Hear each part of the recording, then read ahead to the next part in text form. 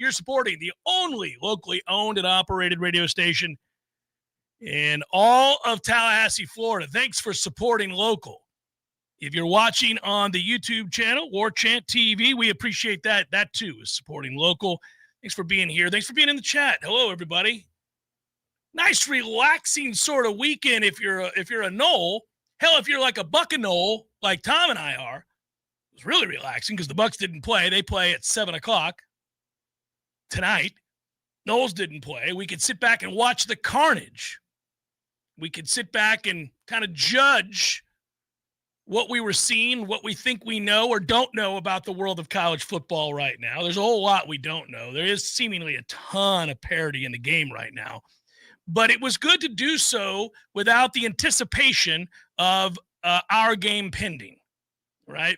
Because that's usually you're tethered to an expectation and, in our case, certainly a requirement or a work requirement. So there's usually a bunch of stuff kind of, happening, percolating throughout the day that doesn't allow you to just compose yourself and relax and ease into a full day's viewing of college football.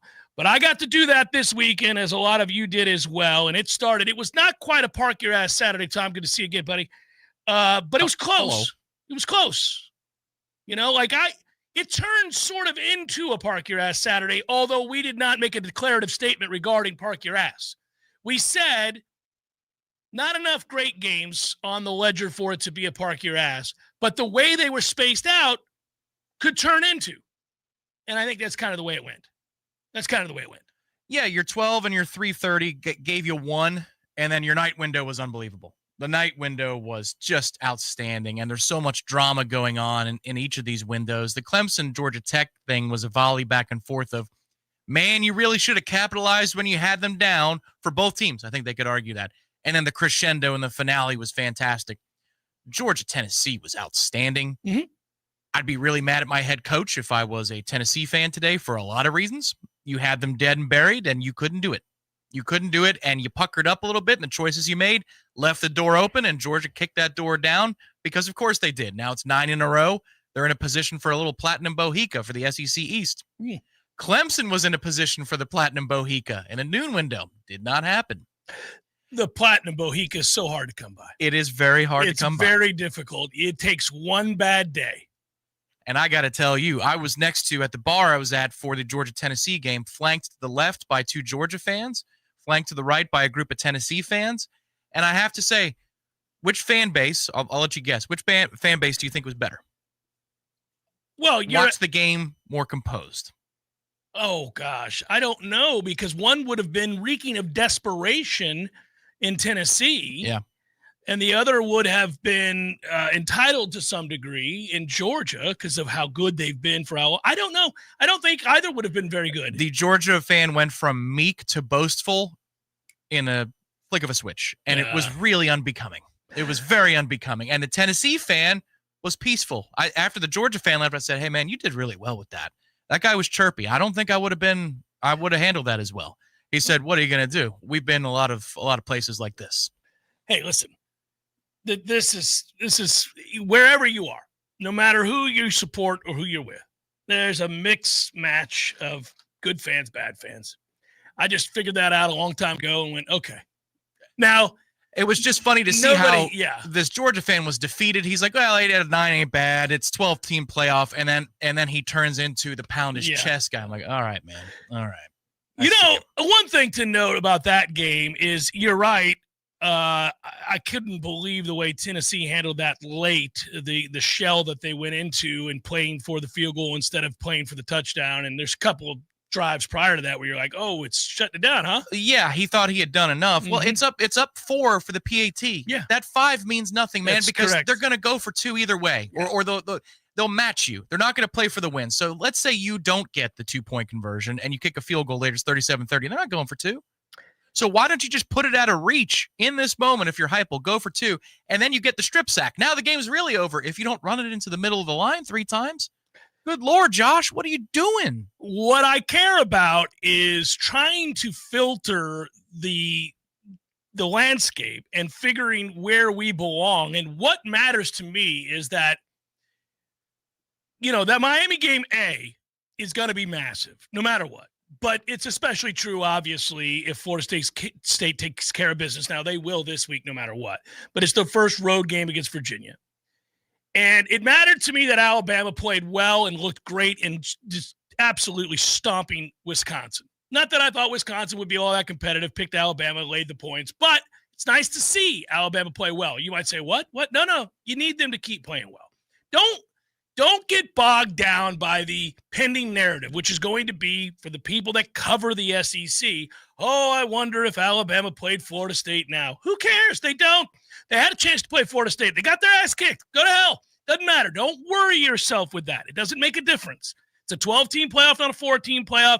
Florida State dominated that game by 2 touchdowns. Now go play well, Alabama. That's fine. Looks good for us. No matter what they want to do in terms of a narrative, it doesn't matter. That win's already in this back pocket, baby, and it wasn't close. So there you go. Suck it, move along.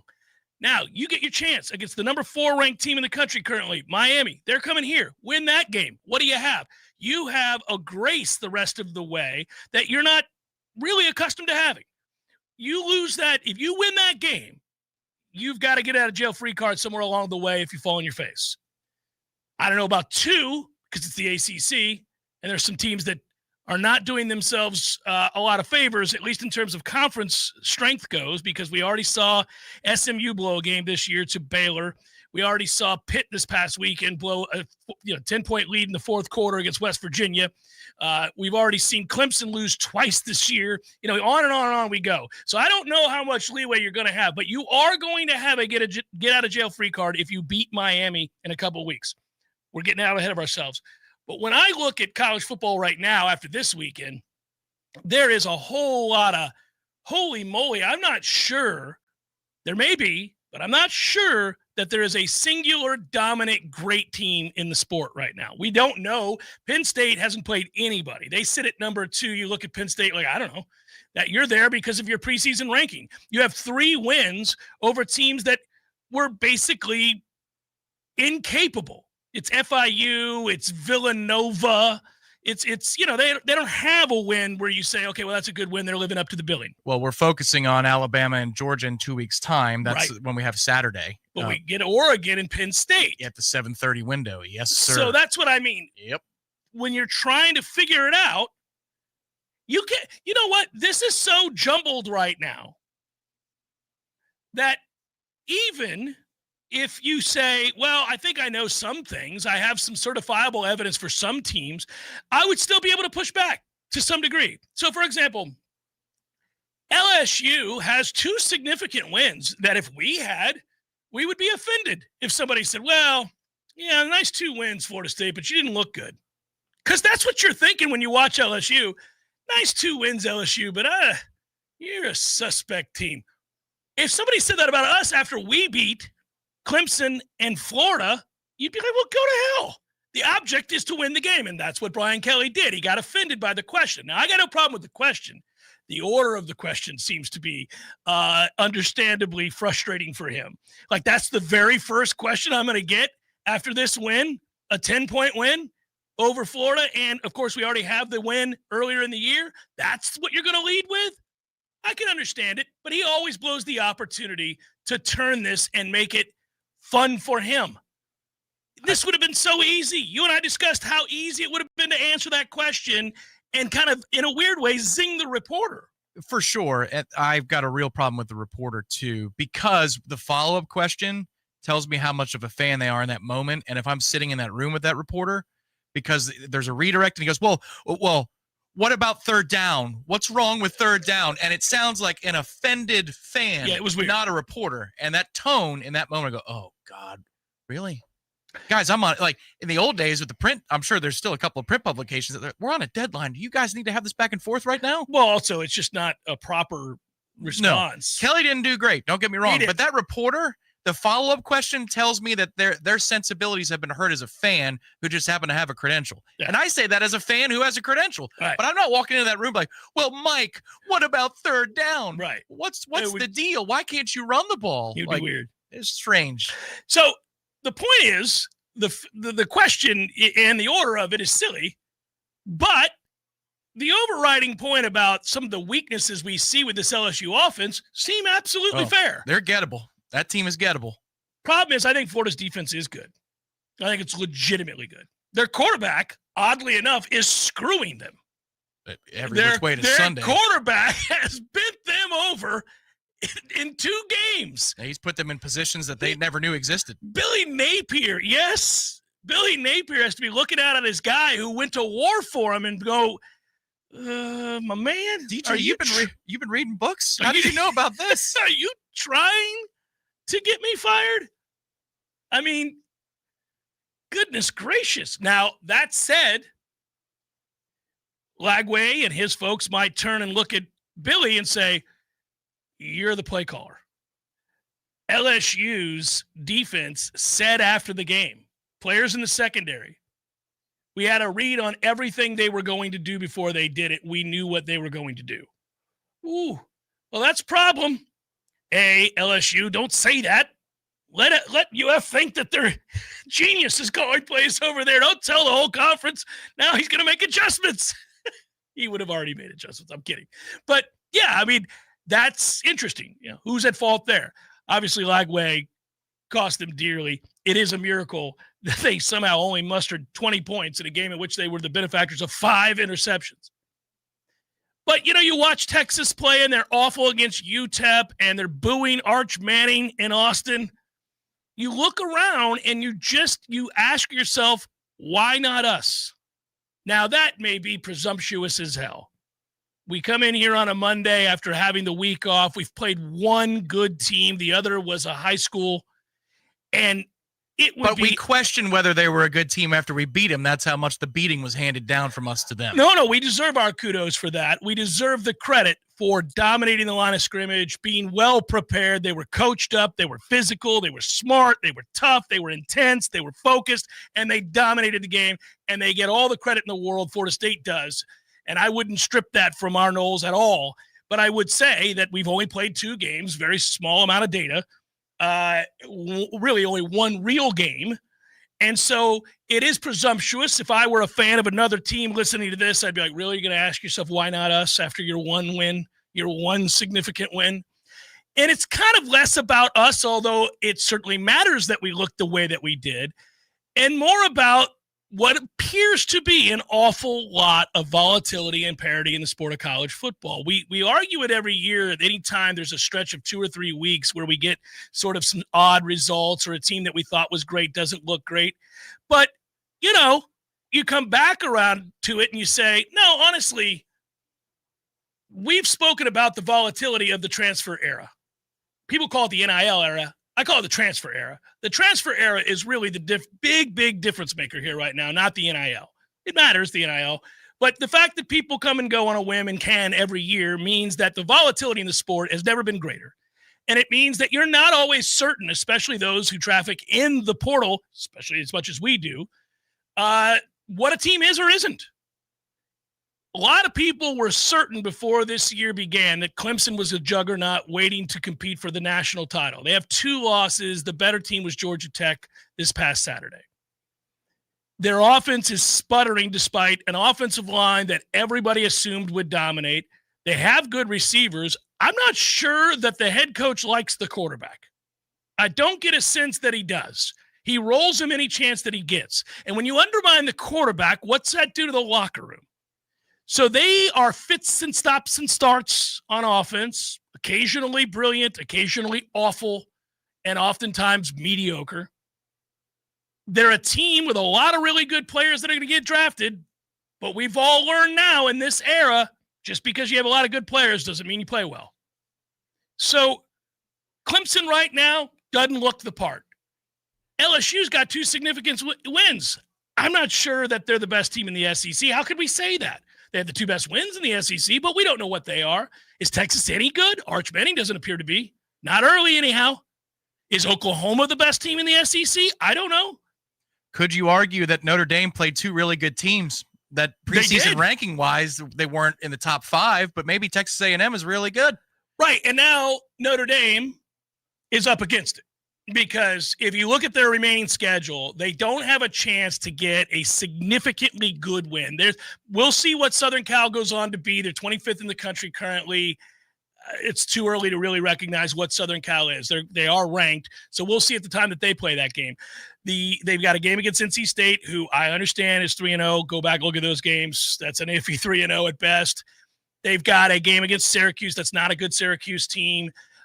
They don't really – the Arkansas game, I mean, they need Arkansas to go on and have a good year. We'll see. Arkansas was that close. I thought they were live for an upset against Ole Miss. They were right there in that game.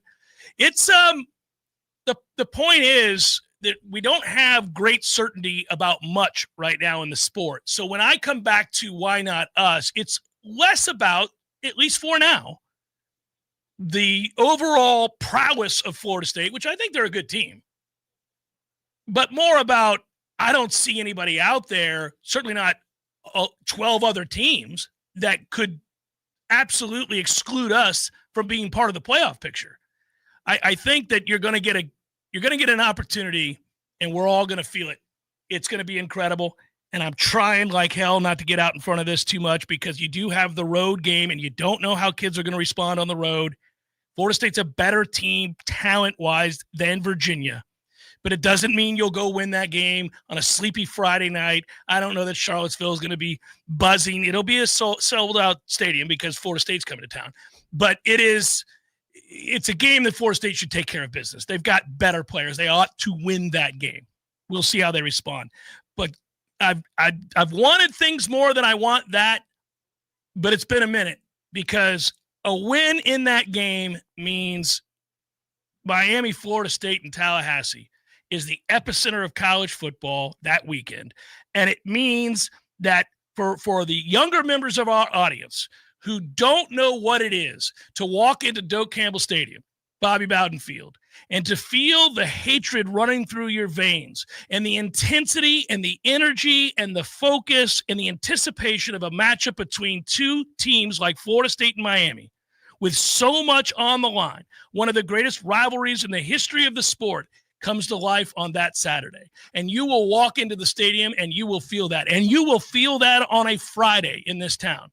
You'll feel it when you wake up Friday morning. You'll have trouble sleeping on a Thursday night, anticipating the weekend that's coming, knowing that Friday is one day away from the matchup of which I speak. And you will walk around this city, and it will be tough for you not to put a drink in your hand at noon. Yeah, frankly, in the last 25 years, there's only been 2 or 3 occasions that would even be in the ballpark of what this would feel like. Yeah. And most of those times, it was because it was the first game of the year, and you didn't know what you had. So, therefore, preseason rankings carried the day. 2005 season opener on a Monday night, the Miami Muff game. That was one, for sure. 2009, I think so. Also a Monday night Labor Day weekend game. That's the Jarman Fortson drop in the end zone. That felt very important. This town, I remember, that was my final semester here at Florida State. This town was a problem that weekend for the Friday night, Saturday night, Sunday night. It was nuts. And then 13, it was a paper tiger matchup for Miami because they had just escaped beating Wake the week before, but they were number 10. It might have even been up to number 9. We were number 1 in the country. Game day was here. It was a night kick. It was a Saturday night. And we knew we were going to win that game, but it still had a lot of extra juice. Other than that, in the last quarter century, you really haven't had Miami at Florida State. Maybe 03? Maybe. I think that was the game in the rain with Roscoe Parrish. What a hit. It hasn't been that in a long time. Not here. We played a couple games down there that felt very important. Very big. Yeah. I was at one of them. Yeah. I don't know. Well, we can always focus on that another time, but I can begin the initial spark for that hit me again over the weekend. Now, hey, listen, Miami still got to take care of business. They certainly did Saturday against USF, and that game was never close. They dominated that game. If Florida was invested, which I don't know, this is a chin check game for their morale at Florida for this game. But that defensive front against Miami would be a good matchup if Florida, wasn't crashing into the side of a mountain. But I don't know if they're going to care. Oh, I think they'll care. They stayed invested all of last year and got off to an awful start. They got boat raced by Miami last year in Gainesville. Billy was already under the gun going into the season, and they remained strident. They kept fighting. It's how he kept his job. They found a way to win some games that they were underdogs in. They certainly fought like hell on the heels of losing to USF. If their quarterback doesn't throw 5 picks, they beat LSU. Their defense was very, very good. It was. I'm just saying that they also have a lot of that false bravado energy. They're undisciplined. The composure penalties. Like that team last year, watching them, I didn't feel like that personality was in line with that. And I just wonder how many losses can a locker room take and a culture of a program take? Well, hopefully 7 or 8 more. Well, before it breaks, I think it would break prior to the 7 or 8 more. Before they put out an effort on the field, you go, oh.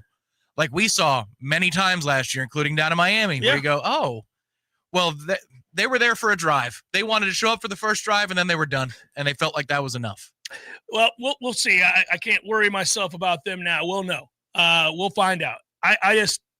I'm anxious to play football again Saturday. Even though I know the result, I just want to see that intensity because I love it every time it's on display. I'm anxious to continue to gauge and get the temperature of college football all around the land as I did this past Saturday. There were a lot of questions, probably more questions than answers that were presented Saturday.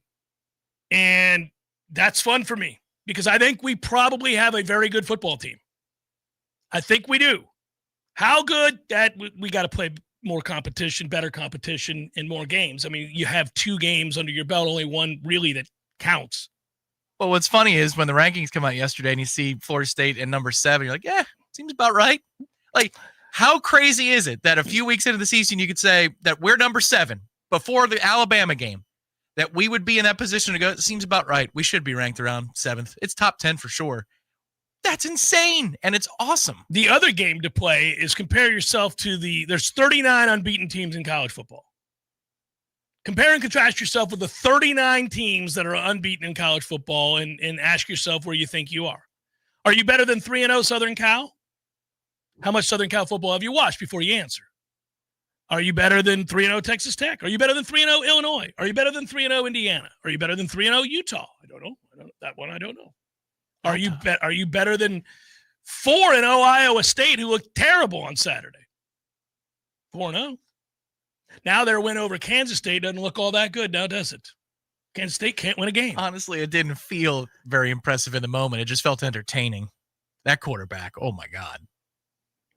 Yeah, there's some – that's why the family was fighting. That's right. You're breaking up your family, kid.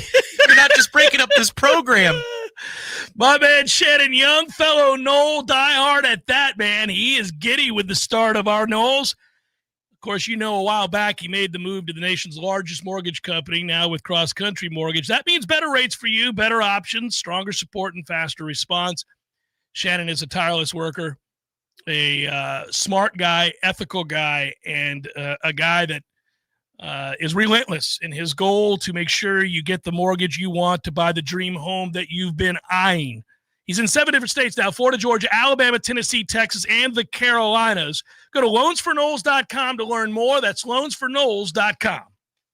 Hey everybody, this is Shannon Young with Cross Country Mortgage. Been in the industry now for 22 years. I just made the move over to the nation's largest retail lender, Cross Country Mortgage, here to serve you in 7 states, including Florida, Georgia, Alabama, the Carolinas, Tennessee, and the state of Texas. Here to offer better service, better rates, and if you were thinking about buying or if you've been on the fence and been waiting to call me, now is the time. You can still find me at loansfornoles.com. That is, again, loansfornoles.com. I've helped thousands of fellow Noles get into their dream home, and I can't wait to help you get into yours. Give me a call today. I'm at 954-369-6171, or go to loansfornoles.com. Again, that's 954-369-6171, and that's loansfornoles.com. Equal housing lender. NMLS number 373031. Some men follow the crowd. Others take the long way, the wayward way. At thewaywardgent.com, we've curated the gear, gadgets, and grit every respectable man needs, from the fairway to the fire pit. We've identified the top-rated Amazon finds, so you don't have to. No fluff, just the good stuff. Visit thewaywardgent.com for the man who's not afraid to live a little off course. Thewaywardgent.com. The weather is unpredictable and can cause issues around your home. Weston Trawick provides commercial, residential, and industrial electrical wiring services, yearly inspections on fire alarms, portable generator sales, and so much more. With 24/7 emergency service and repair, Weston Trawick will be your calm in the storm. Give them a call at 514-0003. Weston Trawick, professional electrical services day or night. Visit online at westontrawick.com. Here's the cold, hard truth. Your body needs more than you're giving it to stay healthy. And now it's easier than ever with Vigor, the all-new cold plunge tub from Hot Spring Spas. Available only at Pinch a Penny Pools and Spas in Tallahassee. Cold plunges reduce muscle soreness, boost mood, improve sleep, and so much more. It's not just a trend, it's science-backed wellness. And now you can have it in your own home. Ready to feel alive again? Pinch a Penny has the exclusive home use solution. Visit us on Capitol Circle Northeast and take the plunge. Hey, you, can't you read the sign? It says, keep off the grass. Oh, but I just wanted to feel it. Excuse me? I wanted to feel what it was like to have an amazing lawn like you do. It always looks so good, even in the summertime. How do you do it, neighbor? They're called Lawn Johns. They come once a week. Maybe you should give them a call so you can tell other people to stay off your lawn. How's that sound? Ooh, yes. I would love to tell people to stay off my lawn. For the very best in lawn care, call the Lawn Johns at 850-322-2567. Stay off my lawn. Every life tells a story. At Cornerstone Memorials, we help you preserve that story with care, compassion, and craftsmanship. Whether it's a custom headstone, a beautiful monument, or a heartfelt inscription, our family is here to serve yours. Visit cornerstonememorials.org and discover how we've helped Tallahassee families honor their loved ones for over 50 years. Choose Cornerstone Memorials because the memories of the ones we love deserve to last forever. From the championship stage to coaching change and everything in between, Warchant.com remains your home for the best FSU football coverage in the business. Brutally honest columns and features, market-leading multimedia presence across video and podcast, the largest FSU fan community with a staff that combines for over 100 years of experience covering the Noles. When change comes, Warchant.com is your home for analysis from every angle. Warchant.com, your ultimate Seminole sports source. Sign up today.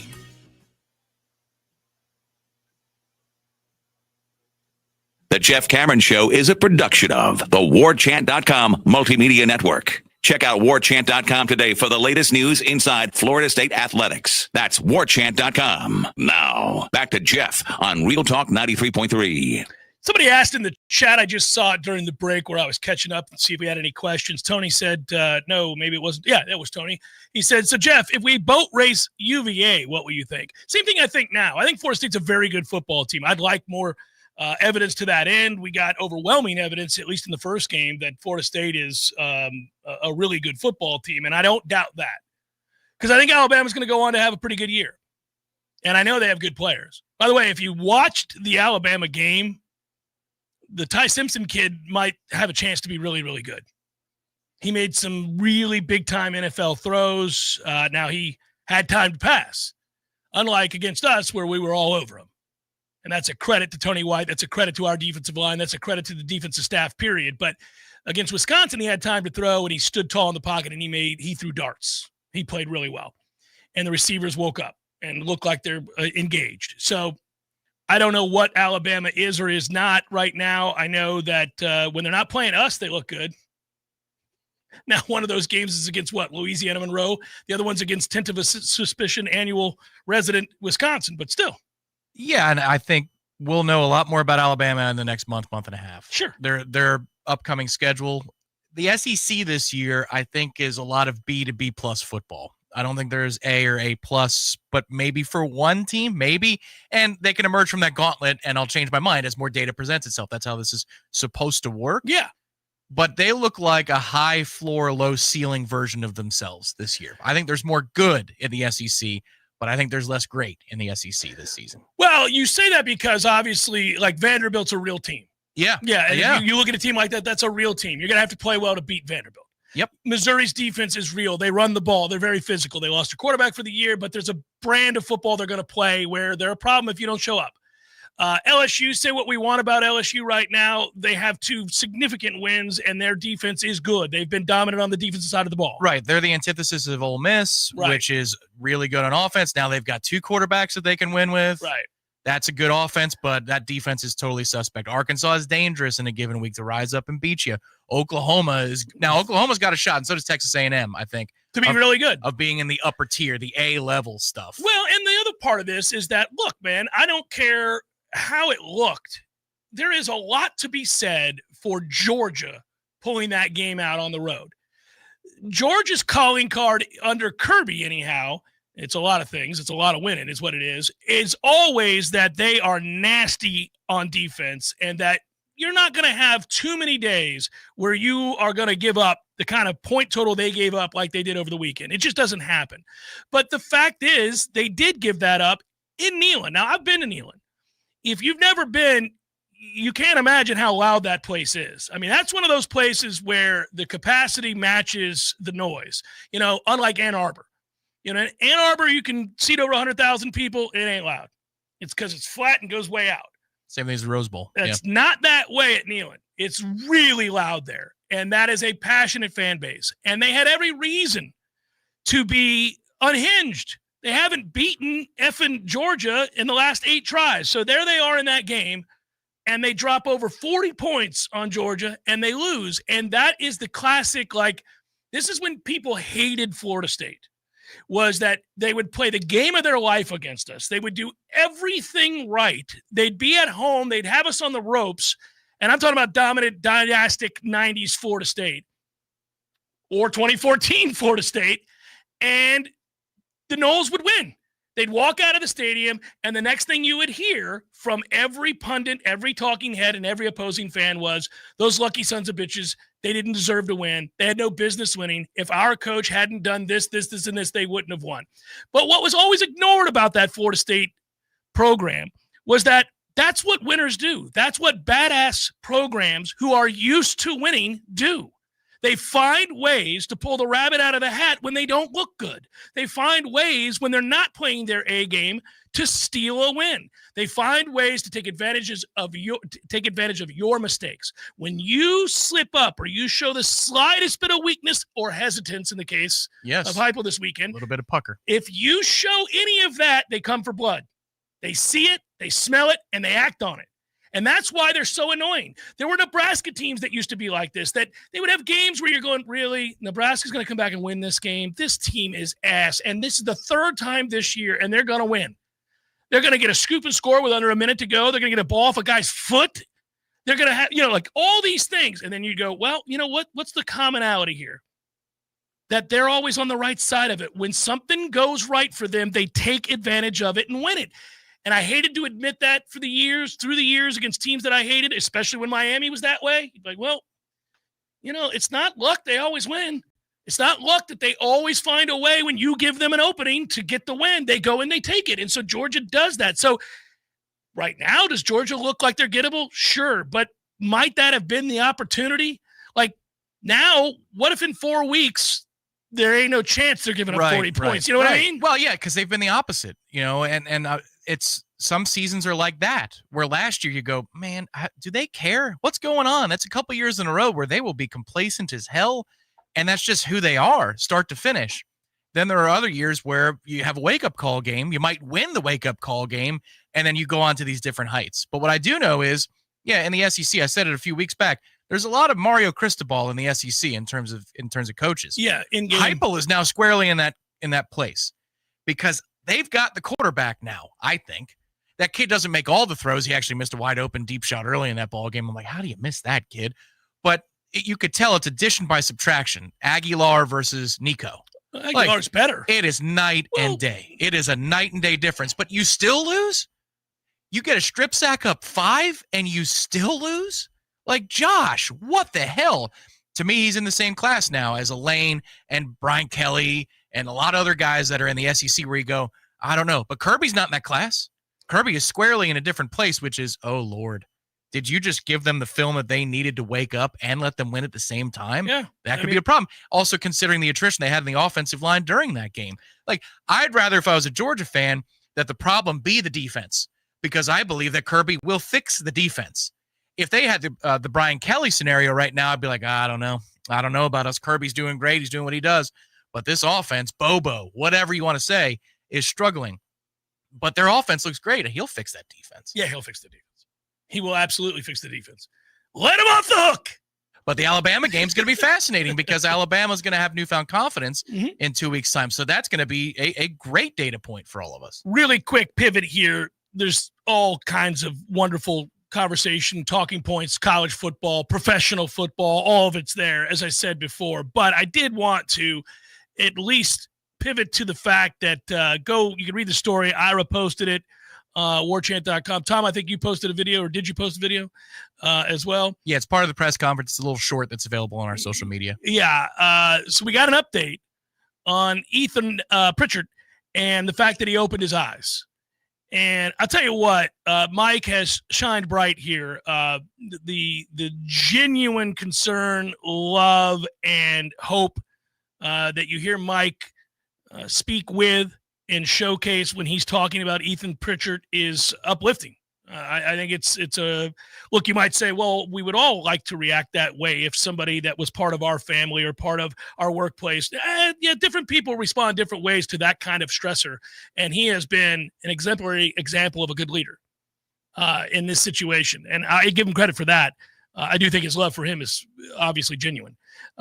But more important than Mike's reaction is Ethan's reaction, which is that he opened his eyes. And that does give you genuine hope that maybe he's heading down a path that leads to more progress in the coming days and weeks than what we had seen up until that moment. So that's a positive step for sure. Yeah, there's no update. Mike did not give an update on a medical status. I think it's still critical but stable. Sure.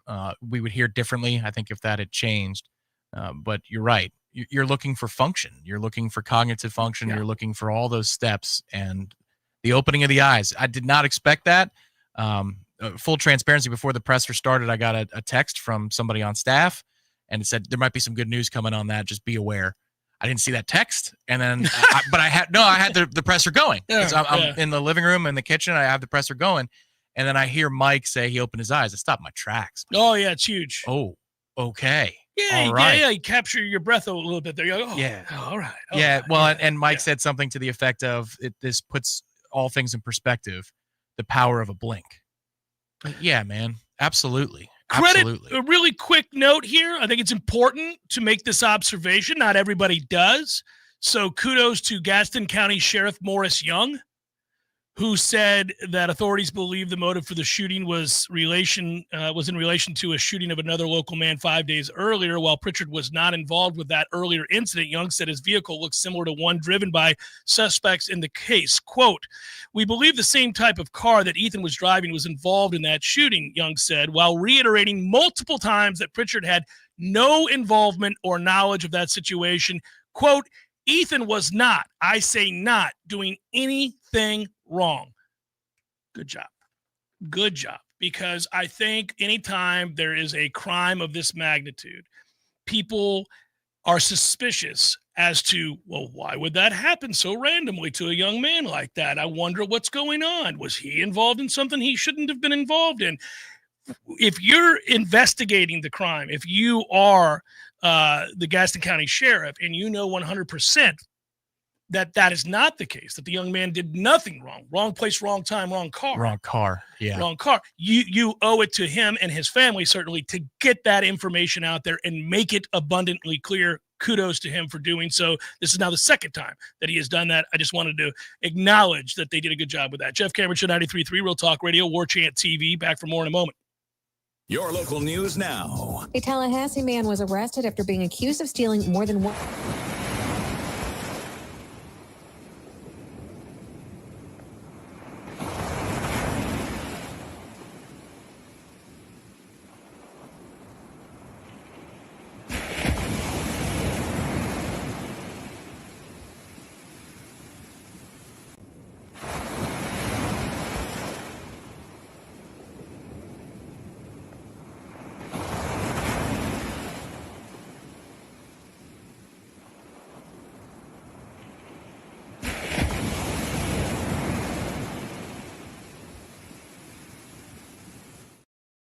This is Rachel Lene with your Real Talk 93.3 local news update, brought to you by Macklemore Systems, Tallahassee's go-to Mac store. Check them out online at MacklemoreSystems.com.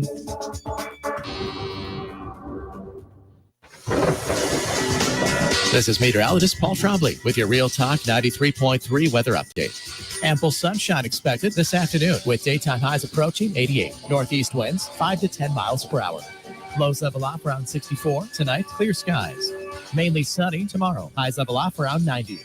Mainly clear and dry Wednesday and Thursday with highs in the low 90s. This report is brought to you by The Lawn Johns. For all your landscaping and lawn care needs, visit thelawnjohns.com. Right now, 85. Let me tell you, as a homeowner, I used to dread every rainstorm. Water would flow around the outside of my home, my yard, and the gutters would clog and overflow. I'd have to make sure I had buckets and duct tape ready every time. Then I called New Vision Gutters, and I can see the difference. Now I sleep through the storms. No puddles, no leaks, no clogs, no stress. If you've got water problems, trust me. Call the pros at New Vision Gutters, where they take pride and passion in protecting your most valuable possessions.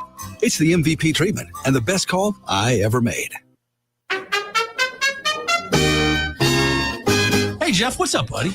I was just thinking, they never tell you that when you grow up, one of the things that you'll miss are the games that you created with your friends in the neighborhood. Wow, good days. So I would have my buddy come over, and then we'd make up these games that were kind of like a hodgepodge of every game that you've ever played. Kind of like the bikes we built. Correct. Yes. And it's a grand experiment.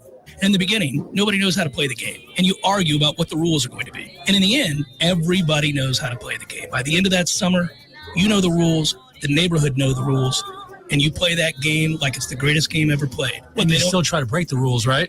Oh, if you ain't cheating, you ain't trying. But at the end, Eddie, you're never going to play it again, and you'll think about it the rest of your life. And the best game you ever played was that game. Never been a better one. Hey, you want to have a Gordo Smash, Jeff? I do. I'd like that. Gordo's, bringing the flavor and flair of Cuban food to Tallahassee since 1996. The Jeff Cameron Show is a production of the Warchant.com Multimedia Network. Check out Warchant.com today for the latest news inside Florida State athletics. That's Warchant.com. Now, back to Jeff on Real Talk 93.3. You know, it's interesting, Tom. One thing I will say, and I've watched a lot of Miami so far this year, they're very good. That's a very talented team. I say that full stop, unequivocally. That's a good team. If Carson Beck is given time to throw, he is clearly very healthy, and he's going to make you pay. That's the version of him that we've seen that was very good at times at Georgia. That looked like he was a first-round draft pick. Seems like they have multiple receiver options, too. The Notre Dame game seemed like it was the freshman and the freshman alone, but this weekend he was able to go multiple places and look comfortable doing so. Yeah, and they were physically way too much for USF. That was clear. Kudos to USF for those 3 games that they played before their conference schedule starts. They went 2-1 of those 3 games. They deserve a lot of credit for playing those games. They more than held their own. They dominated Boise State. They went on the road and beat Florida. And, yeah, they went on the road and got housed by Miami. But that's a tough 3-game ask for anybody. They deserve credit. They play the right way. They play hard. They are well coached. Their head coach is in the running for one of these jobs that is going to open up. Speaking of which, 2 did over the weekend. That's not a surprise. I really hoped that UCLA wouldn't make such a mess to the start of the season that we would immediately have to worry about Tony White in this situation. I mean, what a disaster, right? We seem to have found a guy that we absolutely love and want to continue to watch grow here. And what does UCLA do? Well, they go out and start 0-3. And get housed in front of 5 people in the Rose Bowl by New Mexico. They had to fire your ass. They had no choice. Go all the way back to that press conference. Big Ten media days. All the way back. Dead meat. You can't always know by an awkward press conference, an awkward introductory press conference, and or Q&A. First ever conference media day. Some guys get a little nervous. Some guys struggle with it. You're like, oh, well, maybe, we'll see. But sometimes it is like an alarming set of circumstances where if you're a fan of that team, you go, I don't like that. I mean, he's going to be in a lot more stressful situations than a question at the Big Ten media days.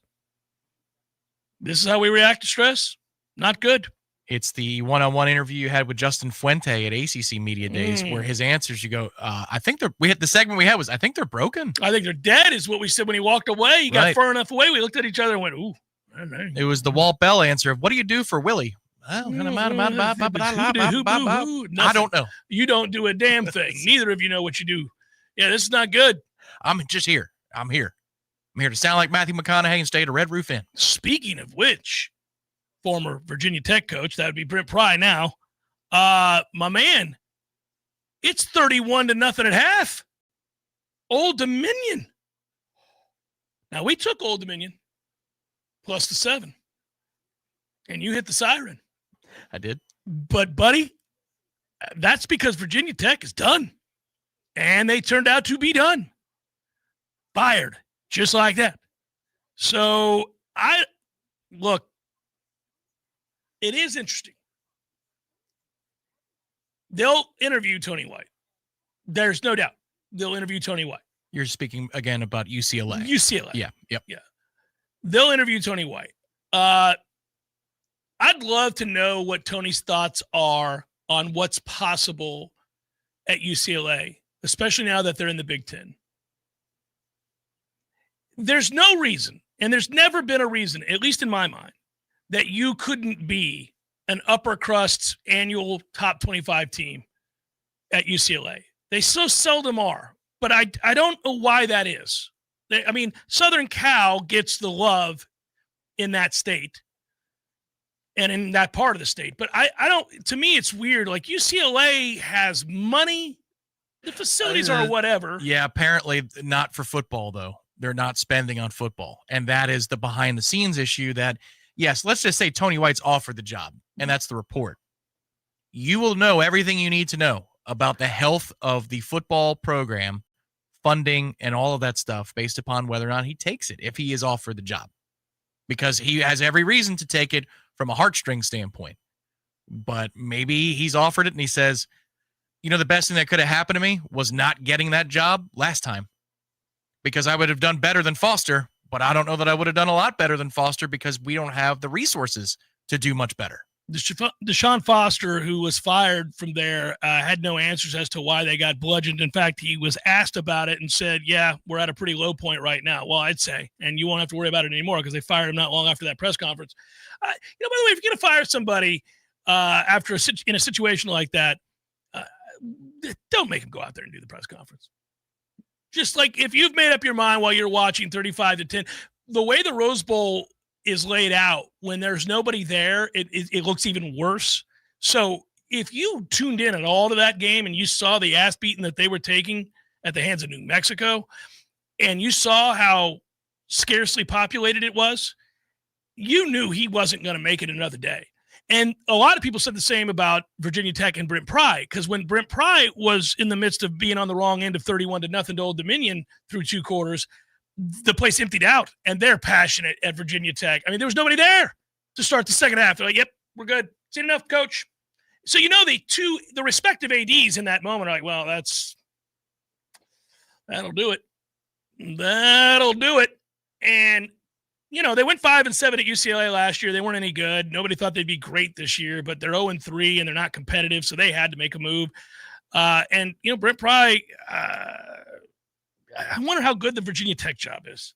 If you polled a bunch of coaches, how good is the Virginia Tech job? I think you're looking for a certain kind of coach. That's my answer. Because there's going to be a lot of Power 2 jobs that are opening up that might not have the history that Virginia Tech does, certainly not in the last 30 years, that are far superior jobs to take. So you're going to need a heartstrings hire, or you're going to need a coach who maybe he's been out of the game for a little while, like a Jimbo, who is looking for the right opportunity, or a coach that comes from a lower level that has done more with less and wants to take on another job and use Virginia Tech as a stepping stone. But it's not a job where just because it's open in and of itself, you're going to attract a top candidate anymore. Enjoy this season. Enjoy Tony White. Enjoy whatever this defense goes on to be. Hopefully it will be a juggernaut, and we'll just thank him as he's on his way. I will I will wait to see what that job is viewed as, because I think it matters. I know Tony played there, and I know he'll care deeply about the opportunity. And it probably, if it's offered to him, he'll take the job. But if, in fact, they have real money issues and they are not willing to spend it on football at all, and he alluded to it. In fact, here was the quote. When asked about the talent that they had, it wasn't just, can you get kids? You've got to have a certain amount of money, and it's a whole lot of stuff that goes into player acquisition. I like the team that we have. We're going to continue to fight and try to get it going. Well, they are. Yeah. You won't be. But the point is, that doesn't sound very – that's not a ringing endorsement for the situation at UCLA. That's what I'm saying. Tony might have this feeling that he's called back to the West Coast, and his agent might say, that's lovely. Not this time. You gotta stick the landing on your first head coaching gig, and the chances of you doing that, unless you just want the money at UCLA and you're done. But if you've got 20 or 30 years of aspirations, we ain't taking that job, man. That is not right for us, baby. That is not right. That's a toughie, though, man. That's a toughie. Hour number 2, forthcoming. We'll be joined by our good buddy Ira Shafel in said hour. Hang in.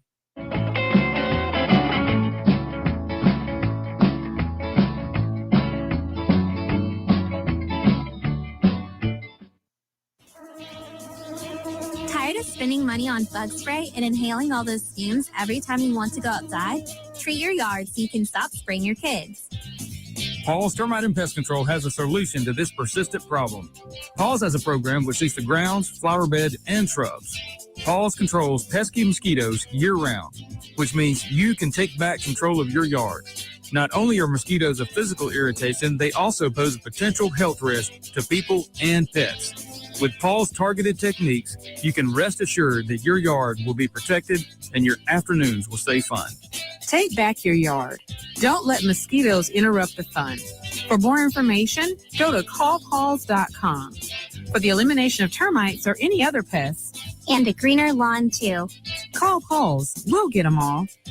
Pauls can help eliminate fire ants from your lawn, too. We'll help you take your yard back.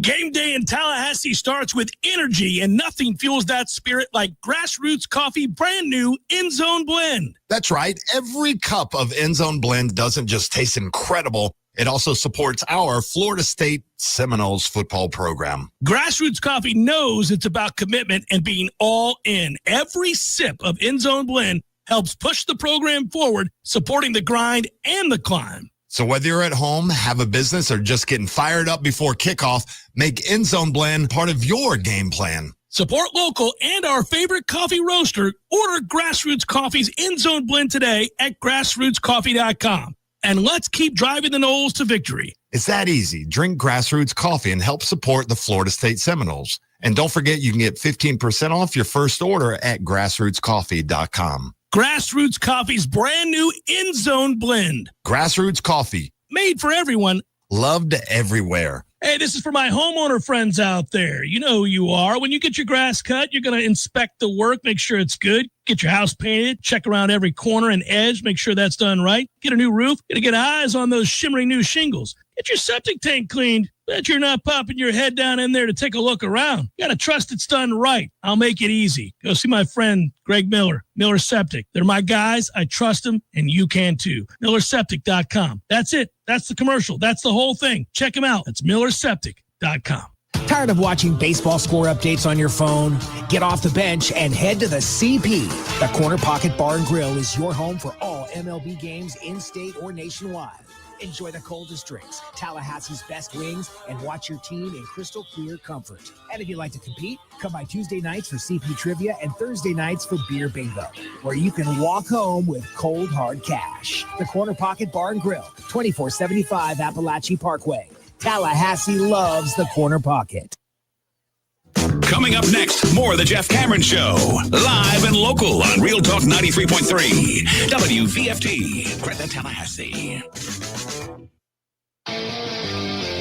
You're Sports Flash Update on Real Talk 93.3 in Tallahassee. NFL football from Sunday. The Jaguars lose for the first time this year as they fall to the Bengals 31-27 in the loss. Quarterback Trevor Lawrence was 25 of 43 for 294 yards, 3 touchdowns, and 2 interceptions. Jaguars are going to match up against Houston coming up next Sunday. They are going to be more rested than Houston because the Texans and the Buccaneers are playing against each other tonight in a Monday night game. The Dolphins dropped to 0-2. They lose to the Patriots yesterday, 33-27. Dolphins have a short week. They visit Buffalo on Thursday night. Baseball from yesterday. Rays lose to the Cubs 4-3, losing 2 of 3 in that series. They play Toronto tonight. Marlins lose to Detroit 2-0 tomorrow. They'll play in Colorado. This Sports Flash is presented by Progressive. Bundle auto and home, renters, or condo insurance and save with Progressive. I'm Matt Pauley on Real Talk 93.3. Shop the Sherwin-Williams Super Sale and get 40% off paints and stains September 19th through the 24th. With prices starting at $29.39, it's the perfect time to transform your space with color. Whether you're looking to revamp your interior or exterior, we have you covered with bold hues, soothing neutrals, and everything in between. Visit your neighborhood Sherwin-Williams store or shop the sale online. Delivery available on qualifying orders. Retail sales only. Some exclusions apply. See store for details. This sandwich, it's a complete game changer. Hello, this is Mike, and a little thing I love about the Chick-fil-A Pretzel Cheddar Club is that juicy chicken with that toasty pretzel bun. That bun, it's crispy, cozy, just amazing. With the pretzel bun, the Dijon mustard, and the chicken, it makes that sweet, savory kind of combination. It's everything that you love about food rolled into one. It looks phenomenal. It tastes great. It's delicious. Order the Pretzel Cheddar Club with cherry berry and Sprite for a limited time on the Chick-fil-A app. Real guests paid for their testimonial. Water is your home's worst enemy. It finds cracks, soft spots, and weaknesses. But not on our watch. At Gutter Solutions and Waterproofing, we're veteran-owned and built different, driven by detail and the pursuit of excellence. We install seamless gutters, underground drainage, and waterproofing systems that don't fail. Because when you live with discipline, water doesn't stand a chance. Gutter Solutions and Waterproofing. Visit guttersolutions.net. With us, it's personal. A roof isn't decoration. It's your home's first line of defense. At GSWP Roofing, we treat every build like it's mission critical. We're GAF Master Elite certified, led by a former Marine, and we don't cut corners. We execute with discipline, precision, and materials that hold the line. Storm after storm, year after year. Repairs, replacements, full installs. This is roofing done by the book. No excuses, no shortcuts. GSWP Roofing. Online at gswproofing.com. With us, you're covered. Number CCC 1335048. This fall in Tallahassee, sink into a night of worship and wonder with the Grace and Glory Tour with Crowder. So lay down your load. Thursday, October 2nd at the Donald L. Tucker Civic Center. Get ready for a night of grace and glory featuring passion music, Louis Giglio, Gary Hobie Carnes, and Cody Carnes. Thursday, October 2nd at the Donald L. Tucker Civic Center. Come be part of something unforgettable. With tickets now at tuckerciviccenter.com. Love to compete on the dartboard? Then it's time to head to the CP. The Corner Pocket Bar and Grill is Tallahassee's premier dart bar, featuring steel tip boards and soft tip internet play. The Corner Pocket hosts leagues and tournaments regularly. Just check out their social media to find a time that works for you. And in between games, grab a pint and a bite in the cool AC, or enjoy yourself outside on the deck. Whether you want to catch a game or start one of your own, the place to be is the Corner Pocket Bar and Grill, 2475 Appalachie Parkway. Tallahassee loves the Corner Pocket.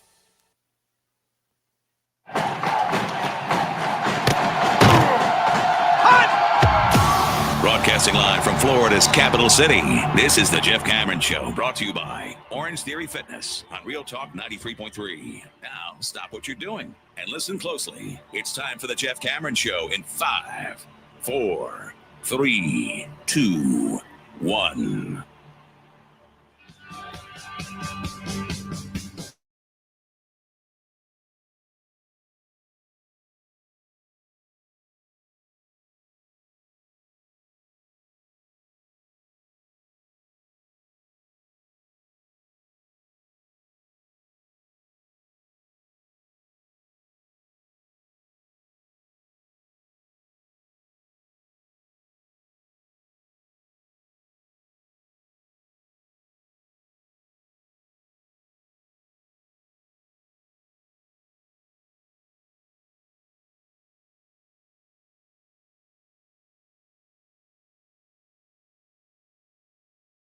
more of what we love, which is the sport of football, and there's a lot of it going on right now. 2 games tonight. I hate the 2-game split doubleheader thing, Monday Night Football thing.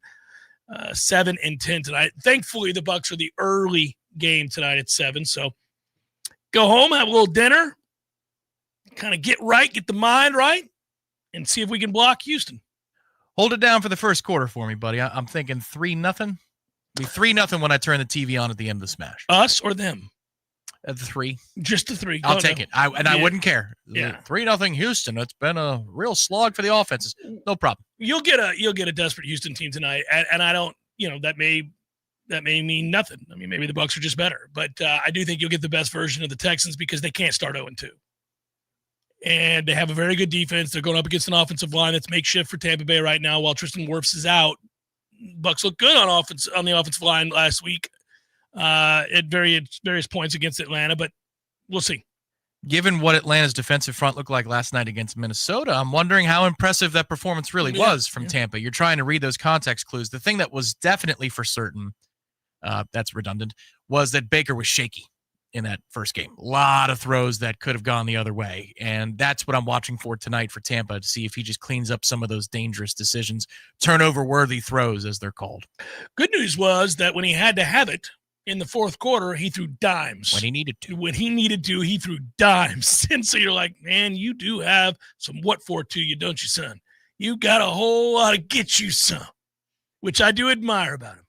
Also, when he breaks the line of scrimmage, he'll climb the pocket and fight through, and the 3-tech is trying to grab him, and he misses, and you're like, okay, you can't get me. He's either going to get the first down or die. But the odds are that he's going to get the first down. Yeah. Either way, this is really entertaining. Let's see what happens. It is very entertaining. So we will find out. The weekend that was very entertaining. It's time to get back after it this week. I have to admit, I wish it was a little bit stronger of an opponent this week. Now, I'm not talking about a juggernaut or anything like that, but I would rather see us play a team with a pulse that you have to play well to beat, that you have to show up and execute and, become the best version of yourself to win comfortably, a good version of yourself just to win. I would rather see that. But, hey, it's what it is. You're always working to get better. The evidence I've seen so far from this group is it doesn't matter who's lined up across from them. They're going to play a certain way. And I suspect that's true. That seems to be early the team's identity. It's why this town and this fan base, while still curious as to what their high end is and where that puts them in the larger discussion of best teams in college football, they are eminently lovable because they are the antithesis of last year's team, and that's not just because of the record. It's because of the way they play. So I suspect that they'll focus and continue to work hard and get better and play tough and play intense and play focused and be physical and all those things. And they'll do it when the second string's in and the third string's in and the fourth string's in. I would imagine they started to make wholesale changes in the second quarter of the previous game, but I would imagine they're going to be intentional with those switches to the point where maybe it feels like at certain position groups, it's a tad early. You got a short week on the other side. I get it. You're rested. You're coming off a bye. It should be an overmatched opponent, and you still want live reps with these starting 11s, especially on offense, because they didn't get a lot of them in the spring, hardly any, if any, and then in fall, not so much. But it's a short week. So I would imagine if push comes to shove, if there's a choice to be made on the margin, that the backup will go in this Saturday, even if the score isn't as lopsided as it was in the second quarter of the previous game. It's going to be lopsided.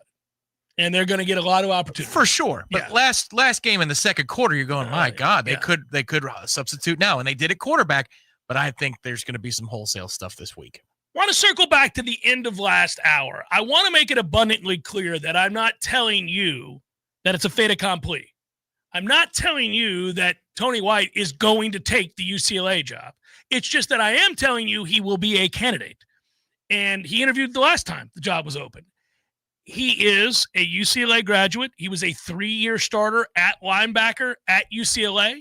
He was a team captain at UCLA. He's been a grad assistant at UCLA already in his career before moving on to the many stops that he had along the way before getting here.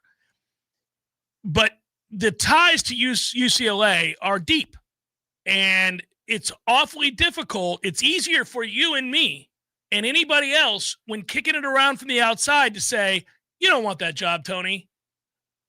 You can't win in that job, Tony. I mean, come on. Let's look at it. UCLA's not any good. You know you can't win. You're not going to out in the Big Ten now. You're not going to outduel, the likes of Ohio State and Michigan. Hell, you won't even outduel Southern Cal in terms of money and commitment.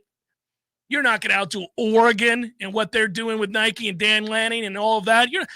What's the best you're going to do at UCLA when you take that job? I know it's your alma mater, and maybe you get them respectable and finish in the middle of the pack of that conference one year. Maybe you'll win 7-8 games, but he won't see it that way. We can say that. We can all say that from outside. But if somebody comes to Tom or me or any of you out there listening and says you want to coach at Florida State, and Florida State's down in the dumps, let's say at the time. They're a terrible program. They're 2-10, and you've got a great job, and you're being paid handsomely, and you're at a program that wins every year. And they come to you and say, you want to go home? You want to coach Florida State? You want to return Florida State to respectability? Man, that tugs at the heartstrings. That's hard to turn down. But leave your hands off of Earl Little. Leave your hands off the DeSears and Juju Wynn and all those guys. Hey, man. They ain't transferring from Florida State to UCLA. Hey, but they love him. I know they love him. They're not. Earl Little's not riding from Florida State to go to UCLA so they can get their head kicked in. That's not. Right. Anyhow, the point. This era of college football. I know. The point would be, I also want to make it clear that it doesn't mean he automatically takes the job. He may see that it is the dumpster fire that it appears to be right now. He may have his eyes on a much bigger prize. He may be saying, well, as they're currently constructed and the lack of financial support that the game requires in this day and age, the ability to accrue talent through an NIL that is buttoned up and ready to roll, and a university that understands that football drives the bus and not basketball. And see, at UCLA, they are a basketball program, a titan in the history of the game. And so, maybe they don't see it that way. Maybe they're a little bit like, Duke or North Carolina, where they understand football is important, but they're never going to shake being the school that they are, which is a basketball school. He might view that and say, I can't do that.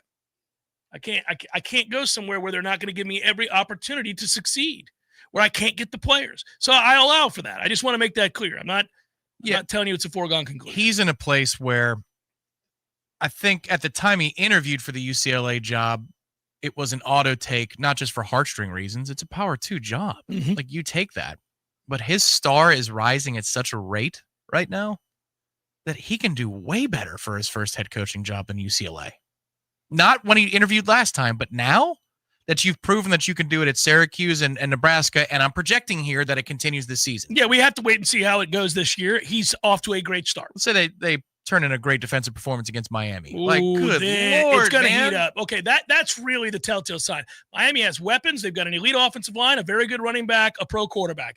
If you shut them down, if you dominate, if you win because of defense in that game, get ready. Get ready. His star will be on everybody's radar at that point. Now you're talking about traditional football powers, and Power 2 football are going to be calling your name. Not just a Power 2 job that opens up and there's a local tie and there's a heartstring tie. And, hey, we'd love to get you and buy low on your career because we know you're going to a different place. No, it would be you're going to skip that step. If you nail it here at Florida State, you are going to skip the intermediate step and go directly to a place where you can win immediately. So just hang on. Give me one more year. That's me, the fan, talking, but that also could be his agent talking, saying, give me one more year. Yeah. You do this again at Florida State? Yeah. Well, let's hope we get a chance to see what that looks like. Wouldn't that be something? Also, it's not like he's not paid handsomely. And they would probably be willing to come to the table with a little bit more if, in fact, it plays out the way we're describing, where he would be that wanted. Why would he be that wanted? Well, he's wanted that way because he's dominant. He's doing well. Well, then you come to him and say, all right, well, here's a little bit more. One thing that I never paid attention to last year, and I don't put any stock into it, but at least it's almost like you and NFL draft boards. I saw Andy Staples' playoff bracket prediction from on Sunday. Oh, I didn't know he puts them out every week. Yeah, right. I mean, it's one in one ear, out the other, in one eyeball, out the other when we're no good. But I saw he had us at 7, Georgia Tech at 10, in line and bracket with Miami at 2. Could you imagine if that was the reality? You have a home playoff game against Georgia Tech. Winner goes and plays Miami in the playoff. I don't know. That just stopped me in my tracks for a second. I'd like us to be number 2 and have Miami and Georgia Tech play each other for the right to play us. Come on over. At a neutral site. But in that scenario, an on-campus playoff game for Florida State, I mean, that is now a distinct possibility where we sit with a lot of season to go. We're all just kicking around these crazy scenarios. It's just when you beat Alabama handily and then you set a school record against anybody, no matter that intellectually that was men versus boys, that was big brother versus little brother, that was a 15-year-old kid beating up on a 9-year-old kid. I mean, so what? It doesn't mean anything. But you did so in record fashion, and you played with great focus and intensity, which speaks to a maturity and all those things you get excited about. It's hard not to let your mind run wild. It's you're scratching off the lottery ticket. You know damn well you didn't win the lottery, but the first number is the number you got, and you're like, well, that's an 8. I got an 8. And then, your brain takes you to this place before you even begin scratching off the next number. You're like, what if? Yeah. I think we're 2 digits in. Okay, honestly. There aren't 12 digits in a lottery ticket. I understand this. But that secondary test, the Alabama's 1.5. And then that's at least a half a number to see that they had the mentality that the 13 Noles did. I mean, at least for that game on that day for 60 minutes, that's exactly what the 13 team would have done. Not saying they're as talented. I'm saying mentally, that is the same thing that we saw last time we were truly great, which is just nice. Yeah, well, you and I were asked to participate in a roundtable, 5 questions, lots of answers about FSU football. You can find it on warchant.com right now. Corey, Gene, myself, Tom, you, Matt, Aslan, Ira, we're all out here answering questions, and you can tell how buoyed everybody is. There would be no way to say anything else. I mean, watching that play out the way that it has, you couldn't have gotten off to a better start. I'm really, really excited. And I think more than anything, besides obviously winning the game against Alabama, how many guys played well in that game really has me thinking about the possibilities, because I think that was an area that I was very concerned with, depth. So the fact that they had a lot of guys step up against that kind of competition, Alabama may not be vintage Alabama, but there's no getting around their talent surplus. There's no getting around the quality of the players on the roster that start for them.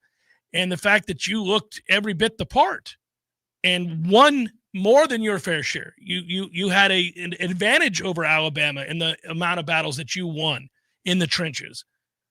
Well, I mean, that plays. That doesn't change. Now, the season's long and everybody fights the war of attrition that is injuries in football, so you hold your breath. But, I mean, just in a nutshell, in a snapshot, that is the evidence that plays all year long. That you pop that down anywhere, home or away against any team, that plays. The thought was before the season kicked off that there were 4 games in which there would be a talent deficit for Florida State to overcome. And it's not necessarily so. Well, yeah, anymore. We'll see. Yeah, I mean, we're going to get the next big one where we'll find out where our talent level and the depth of our talent level is the Miami game. It won't be Virginia, and it certainly won't be this weekend. It'll be Miami. And Miami has passed the tests with flying colors, and they look good. So, again, man, as soon as we start talking about it, I start getting giddy. I start thinking.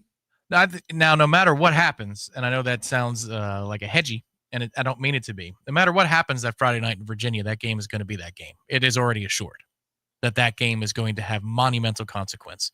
I'd prefer it that we were undefeated and we went up on a Friday night in Charlottesville and won by 20 or 30. That would be great. But no matter what happens that night, there are so many stakes for that Miami game that didn't exist before we beat Alabama's ass. Right. The moment you beat Alabama's ass, that Miami game becomes super important, and it will be no matter what. It's also important to go to aboveandbeyondvr.com, go to aboveandbeyondvr.com, or call 727-253-5995 to get these deals that my man Matt and Above and Beyond are offering up to you right now. Okay, explain it all besides the promo code JCS, which saves you 10%, and the way they make it impossible to ignore these incredible locations and properties in Clearwater and the surrounding areas. Tom, right now, I think it's like a 3-night stay for up to 8 people. It's only like $1,600 in one case, $1,900 in another case. Right, exactly. So if you go a few couples and we like the one we were at back in March. Oh, the Coastal monster. Bliss. That's what we're looking at right now. Coastal Bliss, indeed. Coastal Bliss. This was an unbelievable place to stay. Yeah. And it has access to a pool. It's got 3 stories. Yeah, it has table tennis. It's got, I think there was also a pinball table down there. There was. 3 different stories, full kitchen, beautiful bedrooms. It breaks out down to under $250 per couple per night for 3 nights. If you want to do a group trip or a family trip, whatever it is, but you got, you got your siblings and you've got your parents and you want to do a 3-day weekend during the bye week, or you just want to take a long break. They have group rates available. The group rates are excellent at aboveandbeyondvr.com. It's not just a place where, yes, if you want a cozy weekend stay for you and your significant other near the water, yeah, they have that. But you want to put together a group and go places, that's what they can do for you as well. It's not just on Clearwater Beach. It's in Dunedin. They've got, I think it's over a half dozen properties that provide this. So again, 3-night rates. If you break it up across a group of people, under $250 a night, saving all kinds of money. And you're living in palatial settings. It was just the 2 of us in the palatial setting the last time. We had a lot of space. We had a lot of space. We could do whatever we wanted. It was incredible. So I don't know who your player is going to be, but for me, it's pretty easy. And it's not because of any sort of a pick or anything like that. It's just that I marvel at this. Brandon Aubrey, the kicker for the Cowboys, who makes a 64-yard field goal to send the game into overtime. If you haven't seen said field goal, you need to go watch it, because they actually set it up for him to go kick they could have tried to throw the ball down the field to get more yardage prior to rolling him out there. Instead, they're standing on the 50 and they run the ball just to center it. Not even, just to slide over a little bit. Like, it's crazy the way this got set up. They're not even trying to get closer. That's how good his leg is. Like, oh no, the leg's not a problem from 64. Do you think Heupel said you can do that when he saw them centering the ball? So he goes out and makes it, and I kid you not, 10 yards to spare. I mean, that guy, I'll predict it. We're going to see a 70-plus yard field goal made by that guy in his career. He's already made a 65-yarder. Oh, I think that's fair. It's not my player, my above and beyond player of the week. However, Georgia Tech's kicker could have gone yard for yard with Aubrey, because 55 to win. 55 to win. That had a beautiful PGA Tour draw on it. Mm-hmm.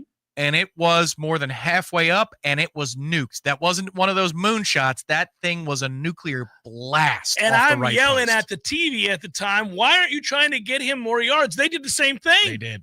They took their time, didn't care. They're like, nope, we're not going to use the timeout. We're going to run him out there, mayday this thing, and he's going to make it. I know we've got a thunder leg here in Tallahassee. That kick under those circumstances was good from at least 70. My player, though, it's his final stand, I think. It's Mr. Unlimited's last stand. Those numbers. 400 and whatever yards, but he also sold in the overtime and threw 2 horrible balls. He did, but I thought he was totally poking with a stick. He can't do anything done. You're throwing for 450 in that game. Oh, yeah. I mean, no, he proved me and everybody else wrong who've been making fun of him for several years, that there isn't anything left in the tank. No, he was good. He was good. The 48-yarder to Neighbors late was a put him in your mouth and suck him moment. That's what that was. Give people a different sound. Just so they know. Above and beyond. Above and beyond. Above and beyond. Above and beyond. It was something. I mean, and I don't know how anybody gets behind you in that situation if you're Dallas, but they did. I think A&M still would have done what they did, which was compete, and then it comes down to a coin flip scenario. But I'll give you a moment to an above and beyond moment.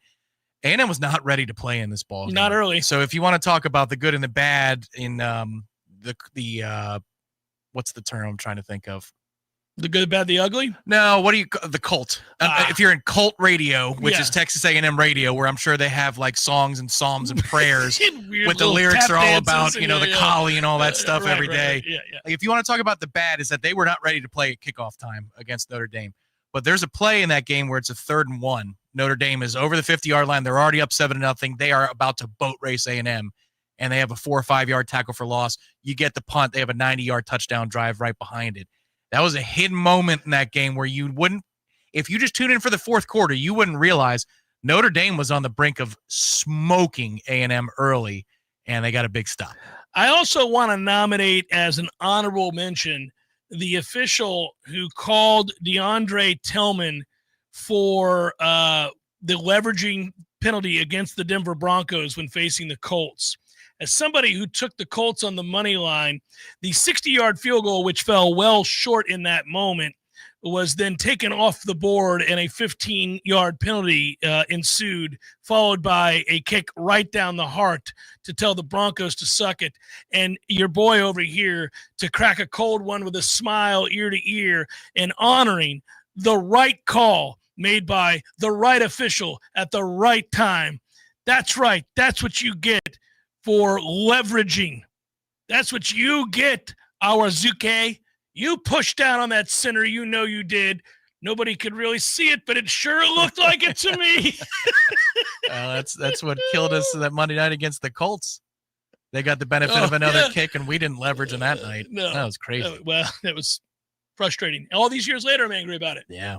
Nonetheless, right call was made in this game, Tommy, and the Colts get the win over the Broncos, which made me happy. Take that, Sean Payton. That's right. AboveandBeyondVR.com, AboveandBeyondVR.com. Go check out those properties, save a bunch of money, and go stay in luxury. When you need the plumber quick, how long is an acceptable time to wait? Hey guys, we really need you over here. My toddler just flushed a whole bunch of toys down the toilet, and everything, and I mean everything, is backing up. 2 hours? Hey guys, just checking in. The water has reached the hallway now, and it's getting pretty deep. Can you get here anytime soon? 4 hours? Hey guys, can you please hurry? Now my wiener dog is doing the backstroke over here, and they're not known to be strong swimmers. Hey honey, grab his life jacket. 8 hours? Oh, so now you're here. At M&L Plumbing, you'll never have to wait long for quality, dependable service right when you need it. Our qualified technicians aim to achieve 100% customer satisfaction. And now M&L Plumbing can also be your go-to for all septic tank pump-out services. So the next time you need plumbing work or repairs, think of the name M&L Plumbing. Your local plumbing experts, commercial or residential. Give us a call, 850-575-9393, or online at mnlplumbing.com. M&L Plumbing, for all of your plumbing needs. Hey everybody, this is Shannon Young with Cross Country Mortgage. Been in the industry now for 22 years. I just made the move over to the nation's largest retail lender, Cross Country Mortgage, here to serve you in 7 states, including Florida, Georgia, Alabama, the Carolinas, Tennessee, and the state of Texas. Here to offer better service, better rates, and if you are thinking about buying or if you've been on the fence and been waiting to call me, now is the time. You can still find me at loansforknowles.com. That is, again, loansforknowles.com. I've helped thousands of fellow Knowles get into their dream home, and I can't wait to help you get into yours. Give me a call today. I'm at 954-369-6171, or go to loansforknowles.com. Again, that's 954-369-6171, and that's loansforknowles.com. Equal Housing Lender, NMLS number 373031. Some men follow the crowd. Others take the long way, the wayward way. At thewaywardgent.com, we've curated the gear, gadgets, and grit every respectable man needs, from the fairway to the fire pit. We've identified the top-rated Amazon finds, so you don't have to. No fluff, just the good stuff. Visit thewaywardgent.com. For the man who's not afraid to live a little off course, thewaywardgent.com. This week's Legacy Moment, brought to you by Cornerstone Memorials, honors Mr. George Tillman. A World War II veteran and longtime Tallahassee educator, Mr. Tillman returned from service and dedicated over 30 years to teaching history at Lincoln High School. He was known for starting every class with the words, "Know your past, shape your future." Mr. Tillman inspired generations, and many of his former students are now teachers themselves. Though he passed in 2018, his legacy lives on in every classroom he touched. This has been a Legacy Moment, honoring the lives that shaped Tallahassee, sponsored by Cornerstone Memorials, helping families honor their loved ones with dignity and care. Find out more online at cornerstonememorials.org. Do you know of a Tallahassee legacy that should be shared? Text the word legacy to 850-386-8255 to submit your story for the Cornerstone Memorials Legacy Moment. From the championship stage to coaching change and everything in between, Warchant.com remains your home for the best FSU football coverage in the business. Brutally honest columns and features, market-leading multimedia presence across video and podcast, the largest FSU fan community with a staff that combines for over 100 years of experience covering the Noles. When change comes, Warchant.com is your home for analysis from every angle. Warchant.com, your ultimate Seminole sports source. Sign up today. The Jeff Cameron Show is a production of the Warchant.com Multimedia Network. Check out Warchant.com today for the latest news inside Florida State athletics. That's Warchant.com. Now, back to Jeff on Real Talk 93.3. All right, let's make it happen. We do this every Monday. If you're new to the program, you might not know that, but we've been doing this a long, long time. I get a chance to catch up with my man cohort here at Warchant, Irashfel, Warchant.com. Joins me now on the show. How are you, brother? I'm great, Jeff. How are you doing? I'm doing really well. I'm excited about where college football sits currently and all that we've been kicking around for a while now, and Florida State being back at it. What stood out to you about the weekend besides Florida's loss and the 5 interceptions from a certain quarterback? Anything else that kind of got you thinking a little bit about Florida State's place in this whole merry-go-round? Man, the Gator situation is curious because I don't know what the game plan was there. I don't really understand why you're dropping our guy back that many times on the road. I went back and looked to see if he's played in any kind of environment like that as a starting quarterback to play the whole game, and he really hadn't. The only real road game he had played up until that point was the game at FSU last year, where half the stands weren't usable, right. and Florida State was at the end of a 2-10 season. So it's weird to go into that game and put the game on his shoulders, and it was never like they were down a lot. So I don't know what's going on in Gainesville. Clearly they're not happy, and I can't imagine the people in DJ Lagway's camp are real thrilled about how things are going. So that situation is going to be fascinating. But other than that, it was some good games, but there was nothing. I didn't think there was anything crazy. I just think it. And I think you mentioned it, and Tom mentioned it, everybody mentioned it in the roundtable today, that, the more you watch college football, the more you feel like, okay, Florida State's in a pretty good spot because they may not be perfect, but certainly nobody else is either. But if we kind of whittle it away even further and just get it back to, say, the ACC, like watching Clemson now and seeing them lose to Georgia Tech, and I think Georgia Tech's a good team, but we were told certainly before the season, and based on personnel, returning personnel at that, you thought that Clemson had a very good chance to be one of the upper crust, if not the best team in the league, with a chance to maybe compete for a national title. And now I see all kinds of warts with that offense and the problems that they may be having on the sideline between their head coach and their quarterback. So other than Miami, which looks, obviously like a very good football team, you look at Florida State and the way they play and how hard they play and the talent that they possess, and you say, why not us? Why not us to win the ACC? Yeah, and I think the only, with Clemson, I think, just we all know that they've recruited at a high level. We all know that Dabo has usually figured it out. Even when they haven't looked great early in the season, they usually figure it out. So, we can't just assume they're done, but sure. certainly doesn't look good. I like what Georgia Tech does. I like Brent Key in the way he's found a formula to have some success, the buy-in, the toughness and all that. I just don't think that Haynes King can play an entire season like that. And so that's going to affect them greatly when they play some good teams. Now, I know that they're going to be favored in a lot of games, but if they don't have Haynes King in some of those games, things could get dicey.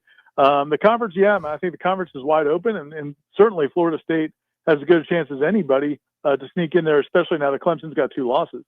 All right, I know you posted the story. I think everybody at Florida State and fans of the team and anybody associated with Florida State at all, for people who want to know, go read our story. Seminoles hopeful for Ethan Pritchard's recovery. What else can you tell us, or is that it, that we know now that his eyes were open and maybe we're beginning to see the signs of progress and response?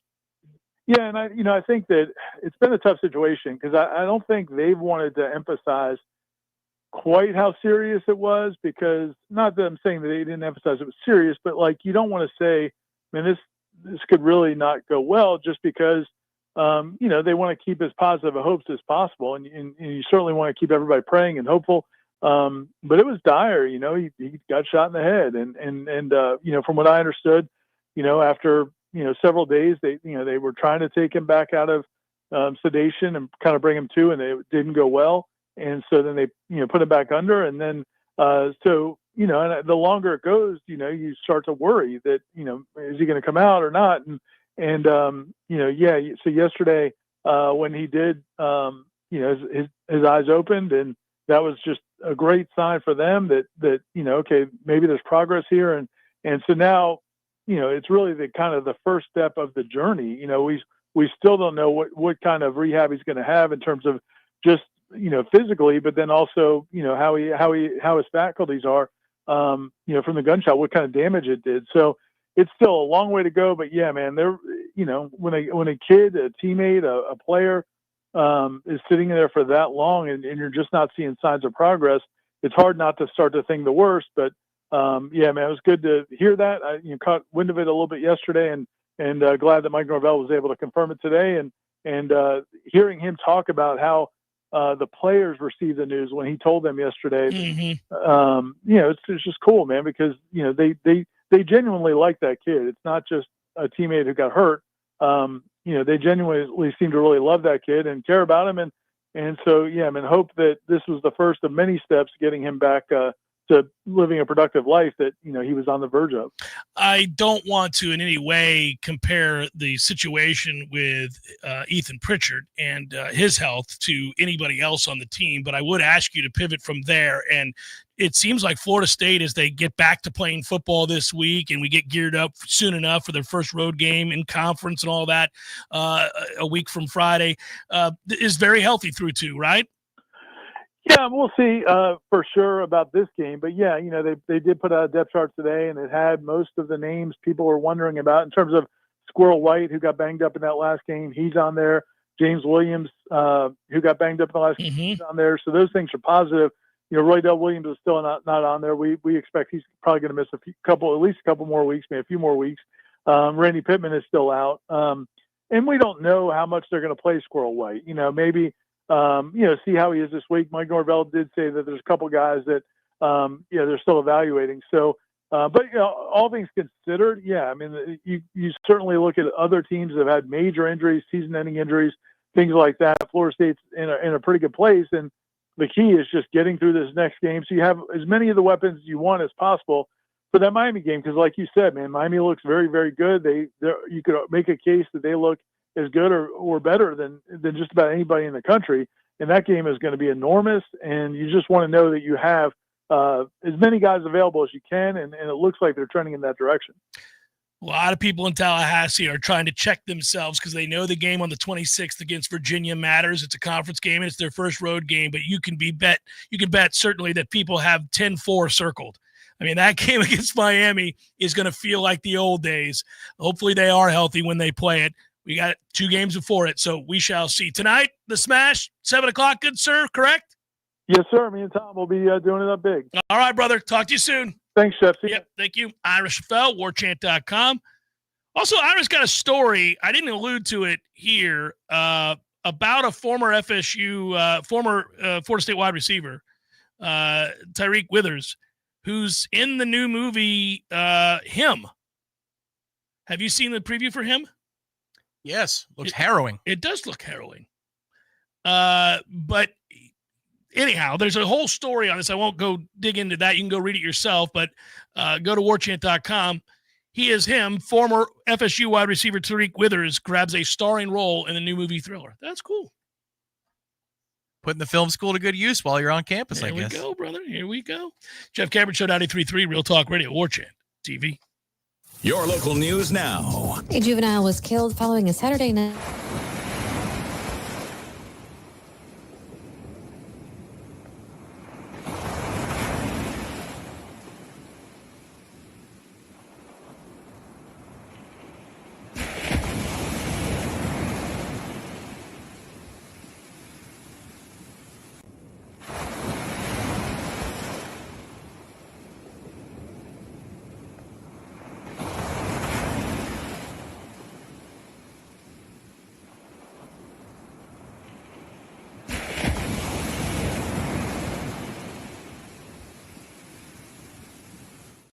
Mental health professionals will be available for students and staff starting today. This is Rachel Lene with Real Talk 93.3 Local News Update, brought to you by Macklemore Systems, Tallahassee's go-to Mac store. Check them out online at MacklemoreSystems.com.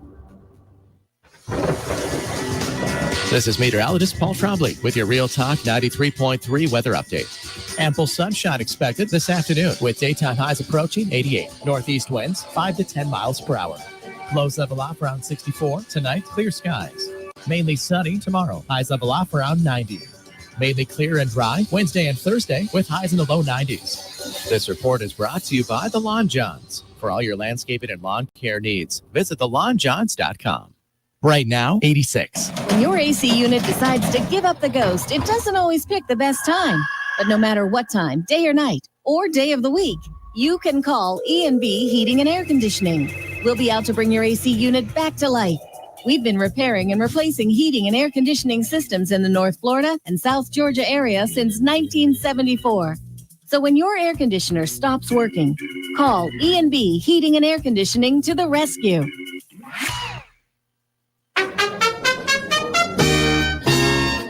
Hey, Jeff, what's up, buddy? I was just thinking, they never tell you that when you grow up, one of the things that you'll miss are the games that you created with your friends in the neighborhood. Oh, good days. So I would have my buddy come over, and then we'd make up these games that were kind of like a hodgepodge of every game that you've ever played. Kind of like the bikes we built. Correct. Yes. And it's a grand experiment. In the beginning, nobody knows how to play the game, and you argue about what the rules are going to be. And in the end, everybody knows how to play the game. By the end of that summer, you know the rules, the neighborhood know the rules, and you play that game like it's the greatest game ever played. And they still try to break the rules, right? Oh, if you ain't cheating, you ain't trying. But at the end, Eddie, you're never going to play it again, and you'll think about it the rest of your life. And the best game you ever played was that game. Never been a better one. Hey, you want to have a Gordo Smash, Jeff? I do. I'd like that. Gordo's, bringing the flavor and flair of Cuban food to Tallahassee since 1996. The Jeff Cameron Show is a production of the Warchant.com Multimedia Network. Check out Warchant.com today for the latest news inside Florida State athletics. That's Warchant.com. Now, back to Jeff on Real Talk 93.3. Got a few contributions to the efforts on today's show. Appreciate that. With that come questions. We try to answer them best we can. Sydney Sweeney Fan Club writes, with all the BS in the world, I'm so thankful for the football between our Noles and my Bills. It feels like 1993. There it is. Thanks, guys. Really quickly on the Bills, who didn't play very well yesterday and still kicked the bejesus out of the Jets. I would just say this. Imagine being a Dolphins fan. You're 0-2, and you've got a short week. You turn around and face the Bills in Buffalo on Thursday, whom you can never beat anyhow. So 0-3 is coming down that pike for Mr. McDaniel, and I would guess they would fire him after that. They're, losing at home to New England's a toughie. That's a toughie. Will Tony White be interviewed for the Dolphins job? I wonder who would want that job with ownership being what it is. Game like a Dillon. I asked questions. I asked preseason, how mad was it to put a big chunk on FSU's season win total over 7.5? Safe to say we're well on our way at this point. Well, you and I had them going over 7.5. We did have that. Yes. Now it does feel like it is an easy stroll to 8 wins. And I feel like he'll get paid out on that before I get paid on my Braves bet. So you know what I did? What'd you and do? I'm going to do it again right now. Did you complain? No. Oh.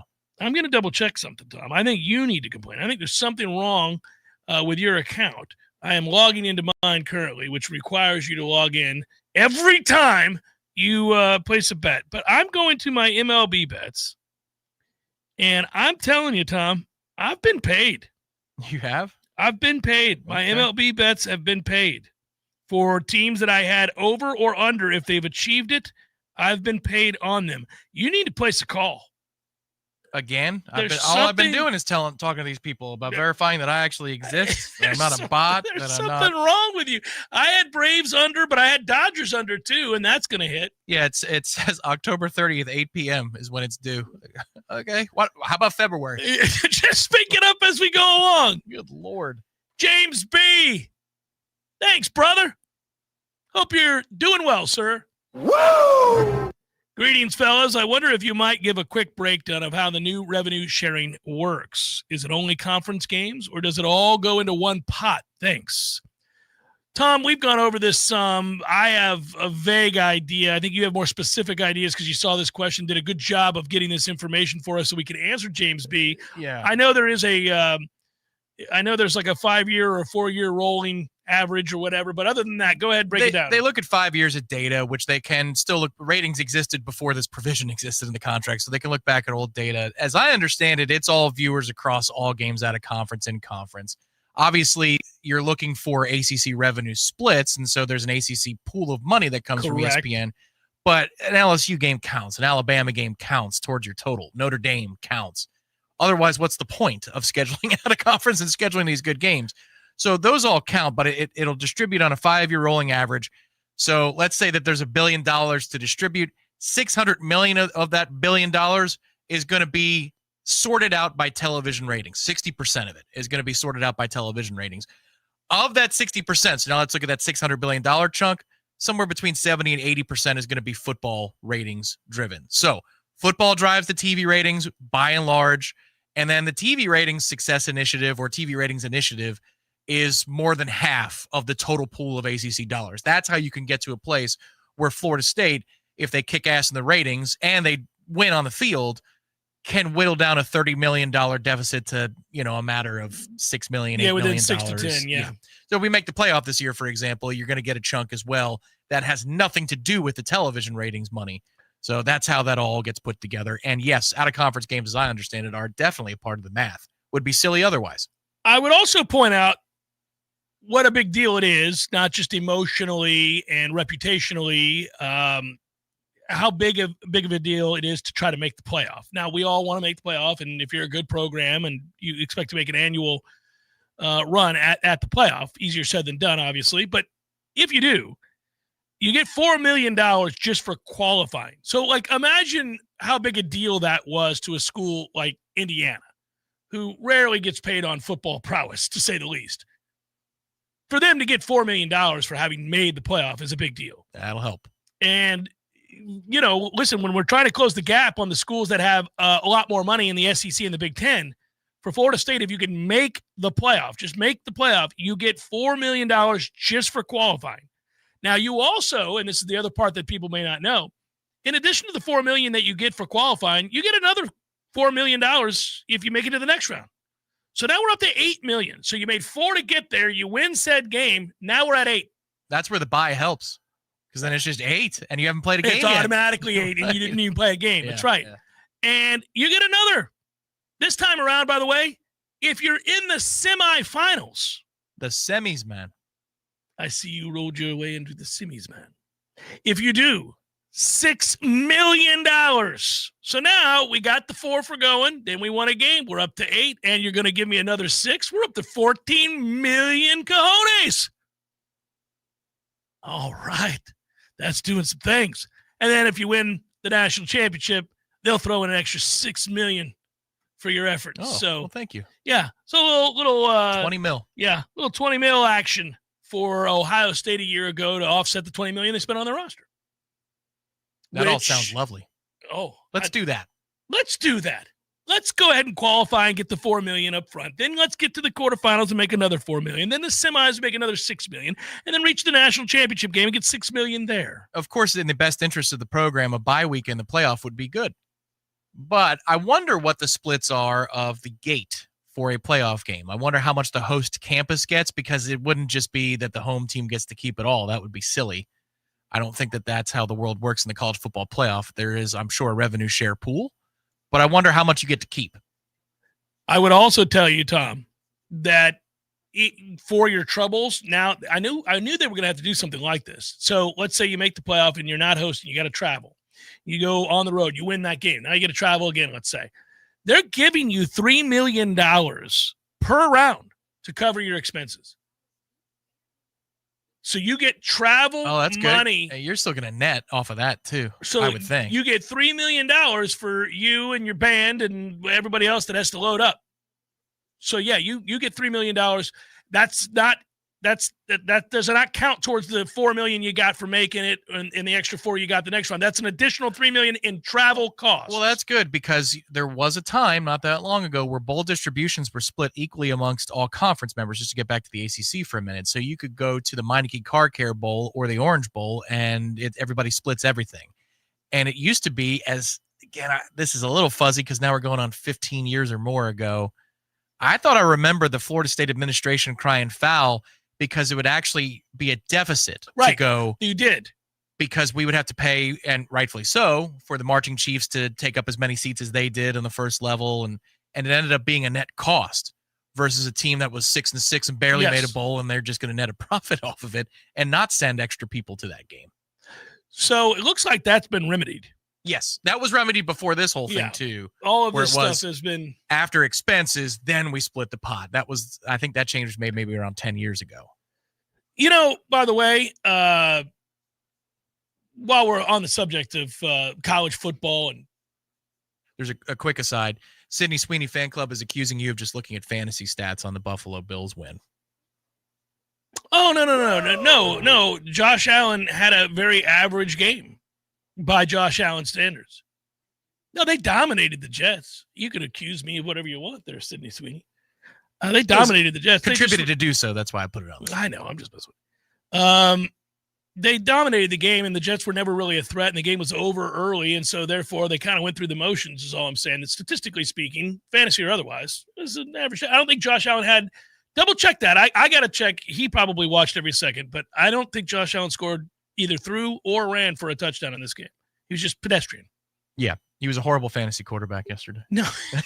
He threw for $148. $148. Yeah. I mean, I'm not wrong on this. He didn't have to do anything. They played it close to the vest. I'm saying, he threw for $148. He didn't do anything. Yeah, the Jets had 154 yards of offense. The Jets were an embarrassment to football yesterday. It was hard to watch. But listen, that's fine. I had the damn Bills winning the game, and we're good to go.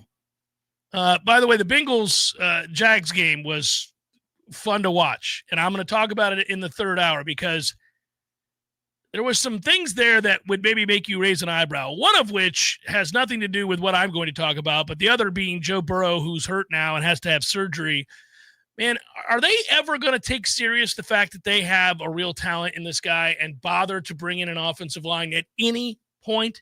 It's crazy to me that the whole world searches for a franchise quarterback, an elite level talent to build around. Lest we forget, my man took them to the Super Bowl. All right. So you kind of got to make sure you protect that guy. And they never do. They never do. He's getting hit on every single play. Now he holds the ball, but in this game, it was not that. It's a whole. Now I found out something I didn't realize. And this is what gets interesting. Jake Browning, the backup, who's really good, and could start in this league for a lot of teams, by the way. And he played well when he came into the game. He's got some Jameis to him. Oh, he's a dude now. He can start in the league. Somebody's going to score off of this drive. He's got a little bit of that to him. But their offense, did you know, because he's had to play a lot, from a pass efficiency rating standpoint, they're better when he plays. Now, that's not a knock on Joe. It's they call the game different. You know what they do? They do a ton of max protect where they just have Chase and Higgins go out and they don't have anybody else. But when Burrow's in the game, empty everybody. Let's just make sure he takes a shot on every play because he's that good. And they want him just to pick opposing defenses apart because of his acumen for the game and everything else. But they never protect him. So when he's out, they run the ball more efficiently. They throw off a play action. They play more traditional football. They protect him because they don't trust him enough. And then all of a sudden, they're more efficient. How about my man, when he comes back, we do something in between the two. Something in between the two instead of getting him killed on every single play. Well, maybe around Thanksgiving they will because last I read this morning, it looks like 3 months. No, it ain't good. Sayonara. The thing with the Jags, switching over to that game, is I'm going to be very interested to see how Cohen patches up a relationship with both Brian Thomas and Trevor Lawrence. It could just be heat of the game stuff. Screaming down your quarterback in the middle of a game and having him shoo you off, and then also after the game sort of hinting that you got to double check that Brian Thomas Jr. cares to be there. Players don't like that. All right, guys, come on into the office. I used to do trust falls as an exercise, but we're going to do a fun one. All right, let's roll our eyebrows and say Duval. Oh, come on. no. Everybody, come on. Come on, Trevor. Come on now. Duval. So Jerry Jones did get hurt yesterday, and that gave more snaps to Travis Hunter. Yeah, but I would ask you, what if he hadn't? Are we just not going to take the number 2 pick in the draft? We're not number 2 pick in the draft. We're not. Right. We're not going to play my man here. We got some De'Ami Brown. We got some Jerryon Jones. We're fine. But by all means, let's get that sideline solo shot of Travis Hunter standing there, ready to go in the ball game. One other side note here, since we're on the subject of it, I predict I was wrong this past year, but I think I'm going to be really right this year, this upcoming offseason. We're done with the brotherly push. They cheat on every time they do it. They lined up illegally. They move before the snap. Yeah. And it was caught for all the world to see repeatedly yesterday. Get that damn play out of here. It's stupid. That's going to be reviewed It's and a talked rugby about. play. Yes, it is. I will say, though, I've got no time for Chiefs complaints because their right tackle has been jumping early for the last 2 to 3 seasons. And so I kind of, in that specific circumstance, laugh. Oh, no. Now it can be over. Now we're done. We're done with it. And, yeah, they're lined up illegally every time. Also, thank you to Seminole Dynasty Mike, who just signed up for the channel. Good job, New brother. member. Appreciate you. Hour number 3, the bonus hour, forthcoming. Stay with Jeff Cameron Show, 93.3 Real Talk Radio, Warchant TV.